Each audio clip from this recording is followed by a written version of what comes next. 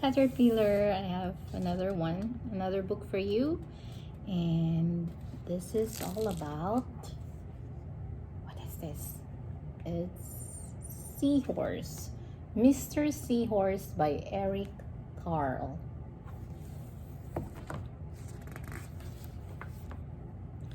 Mr. and Mrs. Seahorse drifted gently through the sea.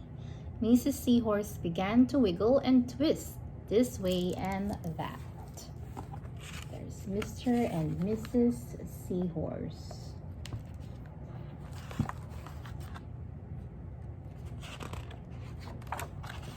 Oh, beautiful color. As Mr. Seahorse drifted gently through the sea, he passed right by a group of trumpet fish hidden in a patch of reeds.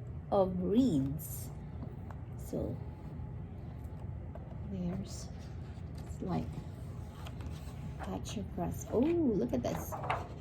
This is, ooh, changes colors. A group of trumpet fish hidden in a patch of reeds. So I read that. And we'll try to move this plastic colored, and there it is. But before long, Mr. Seahorse met another fish. "How are you, Mr. Stickleback?" asked Mr. Seahorse. "Delighted," replied Mr. Stickleback. "I just built a nest and right away Mrs. Stickleback laid her eggs into it. Now I'm taking good care of them until they hatch." "Keep up the good work," said Mr. Seahorse, and swam on his way. As Mr. Seahorse drifted gently through the sea, he passed right by a lionfish hidden behind a coral reef. This one is called the coral reef. Let's see. Ooh. A lionfish hidden behind a coral reef. So there it is. It's a lionfish. But before long, Mr. Seahorse met another fish. "How are you, Mr. Tilapia?" asked Mr. Seahorse. Mr. Tilapia couldn't answer. His mouth was full of eggs.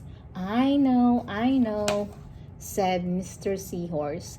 Mr. Tilapia laid her eggs, or Mrs. Tilapia laid her eggs. Now you are taking good care of them until they hatch.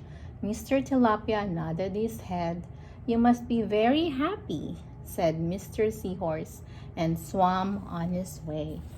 So his mouth is full of eggs that Mrs. Tilapia laid. This is Mr. Tilapia, and he's taking care of Mrs. Tilapia's eggs. As Mr. Seahorse drifted gently through the sea, he passed right by several leaf fish hidden among the seaweed. Let's see. There's the leaf fish. So they do look like leaves, right? Alright, let's turn to the next page. But before long, Mr. Seahorse met another fish. "How are you, Mr. Curtis?" asked Mr. Seahorse. "Perfectly fine," said Mr. Curtis.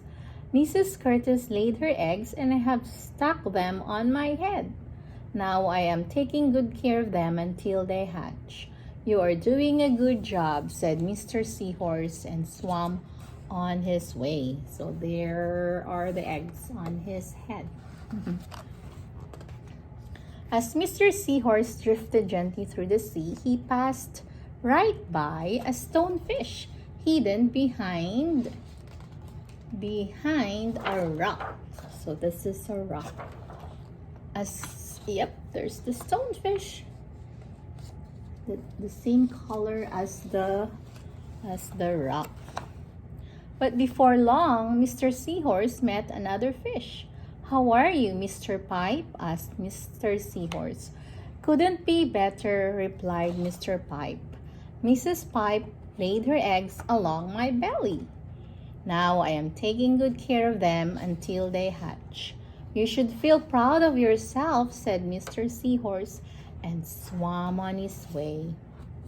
So these are the eggs. Can you see? Those are the eggs. But before long, Mr. Seahorse met another fish. "How are you, Mr. Bullhead?" asked Mr. Seahorse. "Tip-top," replied Mr. Bullhead.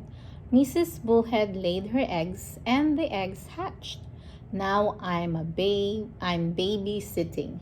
"You are doing a fine job," said Mr. Seahorse, and swam on his way. The time had come for the seahorse babies to be born. Mr. Seahorse wiggled and twisted this way and that.